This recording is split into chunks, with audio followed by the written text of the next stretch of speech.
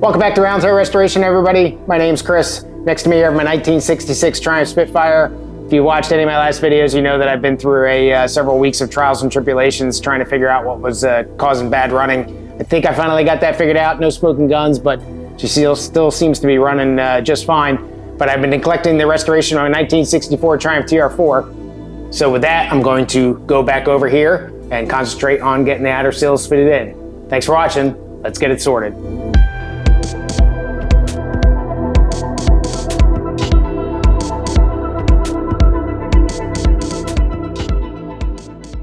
So to make sure that I can try to get these gaps and the doors and the fenders and everything as right as possible before I get the outer sills on, I'm going to get the car down on the ground on its own tires so that the suspension is loaded and the body kind of finds its happy place a little bit. I don't have all of the shims, well, all of the rubber padding and everything underneath of that. I don't think that's going to cause a significant problem. I do have most of it. I've got all the hard shims under there, and hopefully I don't regret that, but I need to definitely get it down to support the suspension. I'm going to put it on dolly so it's a little bit mobile, but for the most part, it's just going to be on its own tires. So when I get ready and get that done, I'll come back.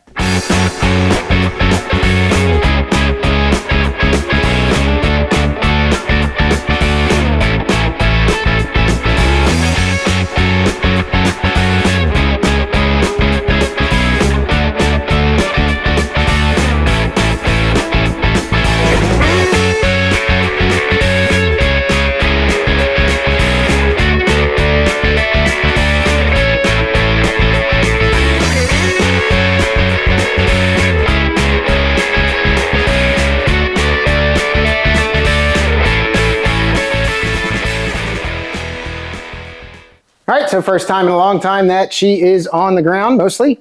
So we'll go ahead and take the sill out on this side. The sill's already out on that side. I'm going to get the doors mounted and get as best I can to get the latches in the door, just so I can get them to shut and see how that kind of lines up and kind of go from there. So there's going to be a lot of fiddling and all sorts of stuff. So I'm not going to really show you the pain of gaps. If you want to see the pain of gaps, you can watch some of my old Spitfire videos where I still didn't get the gaps right. Hopefully with fenders, I'm hoping this will be a little bit easier on this car, but who knows. So we'll move down that path to see what I can't do here and come back and show you how close I get. So if you did watch those Spitfire videos, I am horrible at gaps and alignments and all that kind of stuff. But sometimes, maybe, who knows, I get lucky. So this passenger side door is on, obviously. And got it aligned, and it actually closes pretty good. That's the Spitfire's door still, passenger side door, still not right. But I'm happy with that. Don't even have to really lift it. A little squeaky, but it hits pretty solid. So the looking down the path here of the sill, it looks like it's pretty even. It's not sticking out this way or anything like that. But the real test now is going to be when I put the fender on. Now this is just a tad drop here between the back here and this, but this is pretty flat. If anything, it's a little proud, but that wouldn't be something that I think that I would change. So I'm going to not look at this door anymore and then get the fenders on and see how the fenders come in without really messing with it too much. And then I'll come back and show you where that is. So I haven't, I did put the driver's side door on, but I haven't tried to do any alignment or anything over there yet. That one was in better shape than this one was. So now I'm sure that the tides will shift and that one I won't be able to get in at all. And this one will be just fine because, you know, it's my luck, but we'll see. Well, I'm really happy with that. So if I remember from the Triumph workshop manual, I haven't located the TR4 manual. They always gave me a chuckle. Said, you want your gaps to be about 5 millimeters. And it just made me laugh that they would actually specify a gap. But I mean, you can see this one's not too bad. That one opens up, especially as you get towards the bottom. However, there's a pretty good shot in the front of the wing over here. So I'm not sure that that's not a result of that. The belt line here, whatever you want to call it, those line up pretty well. Maybe just a touch low here and a touch low the fender side there.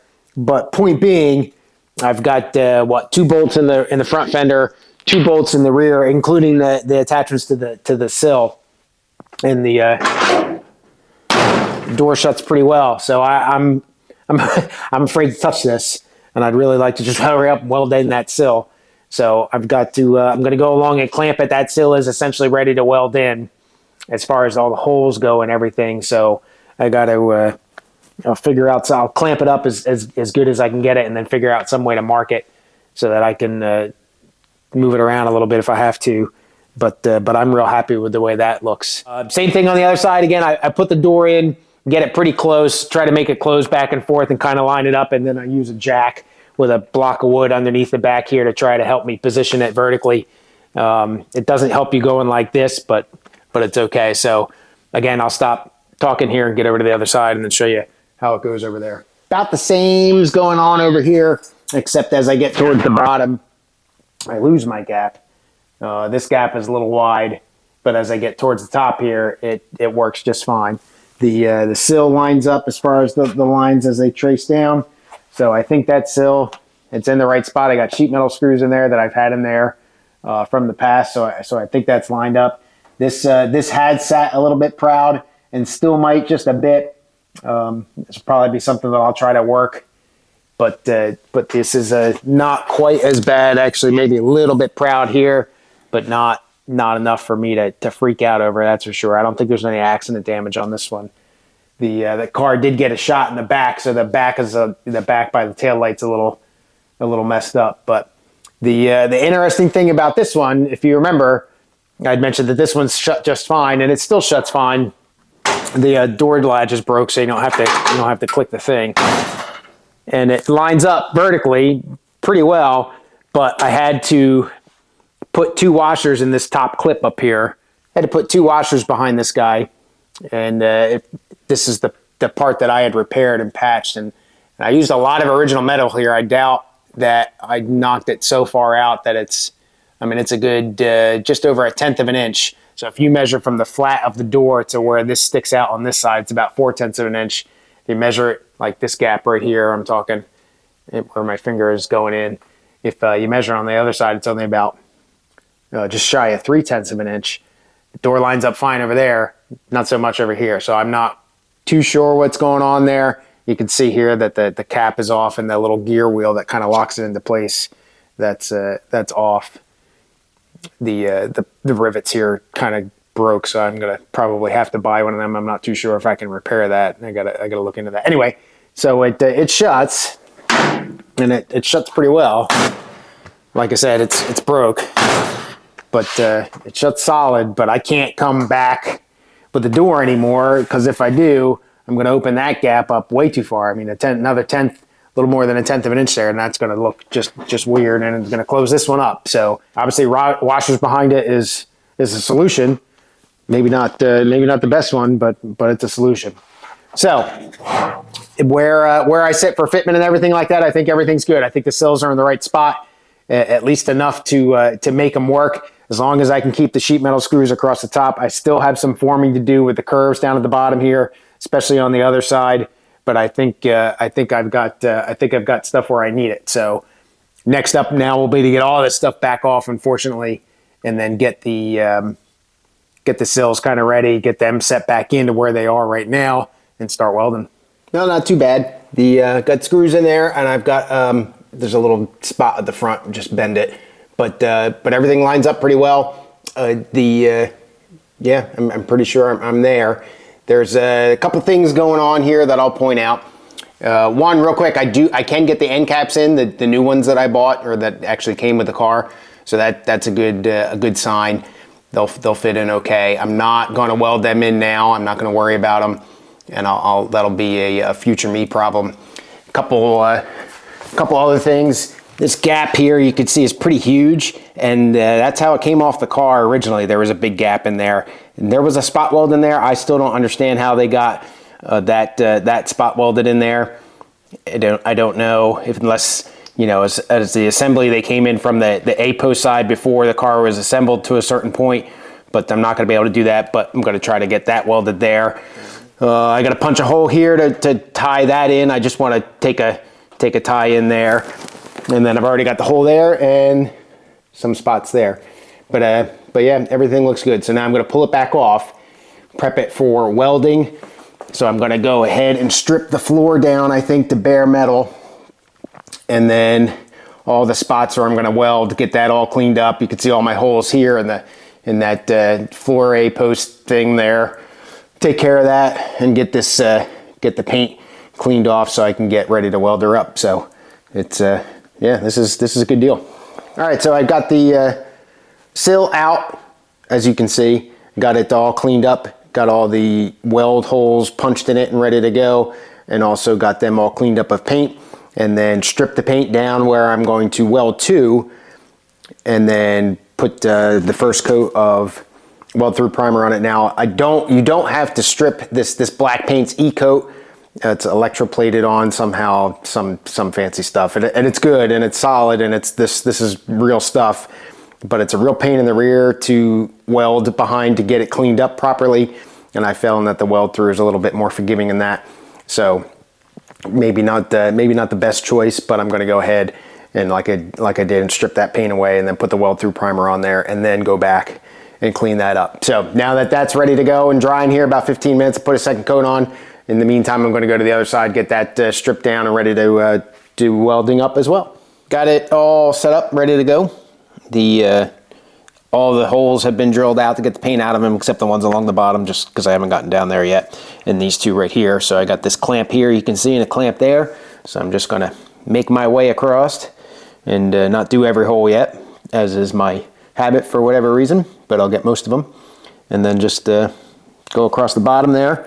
Lines up a little bit better on this side than it does on the other side, though the other side's not too bad. So that's still got some prep work over there, but we'll go ahead and get this sill in.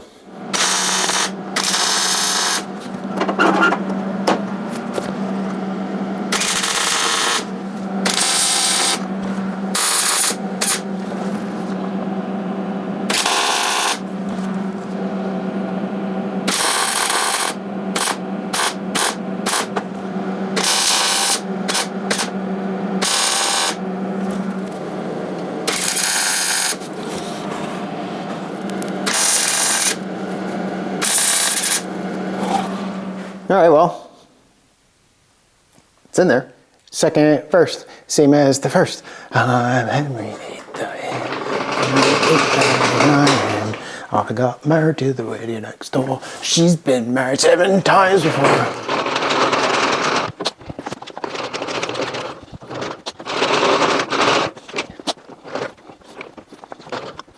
All right, same thing, other side. A little busy work here while I'm waiting for some paint to dry. You can see I got 2 seats up on the workbench there. One on the left obviously doesn't have a frame, or is only the frame, and the one on the right's got full padding. I'm afraid by looking at them right there that much like the Spitfire, the TR4, at least the early ones, the seats are handed, so there's a right and a left-hand side seat, and it looks like here I've got 2 of the same side. Now I do have a 3rd seat sitting in the corner, and unfortunately, I think it's a TR6 seat. It bends. It can break, you know, and fold, but I also think that is a passenger seat as well. So, or at least, I'm not sure which seat is which, but at least they're of the same side. So I'm going to strip down the nastiness of the foam and everything on this one here, just to get it down to brass tacks, and then compare the two and be pretty sure that I'm got a 2 of the same side here, and then I'll break out the other one and cut that one down too, because I don't care about the foam on that one, and see if I got the same thing there too.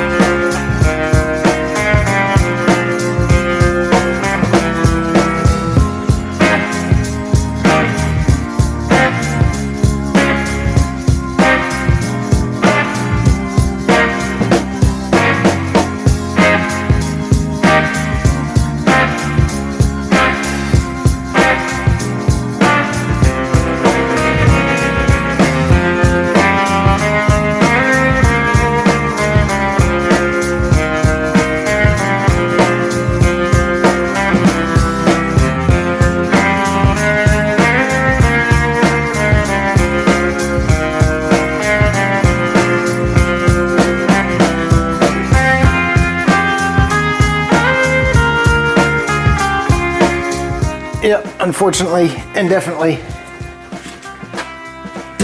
same side. So I don't, like I said, without looking real close, I don't know if I got passenger or driver's sides here, but frames are definitely salvageable. Pretty sure that was the original padding that was on this seat.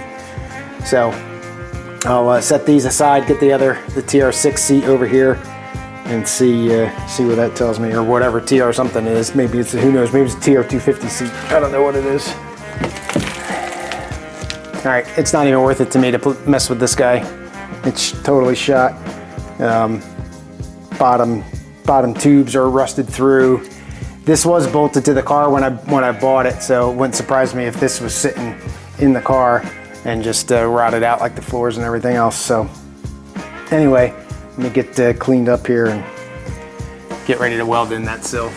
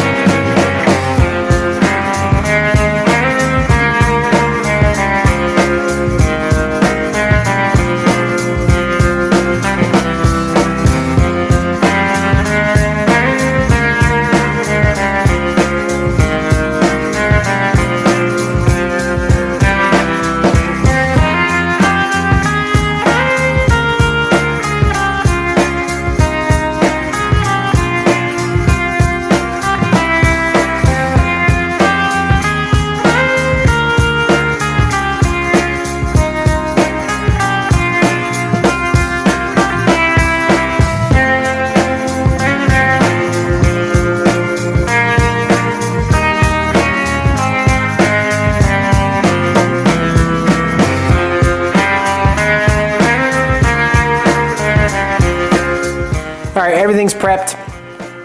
You can see various clamps and all sorts of stuff. So I'm not going to bore you with this side.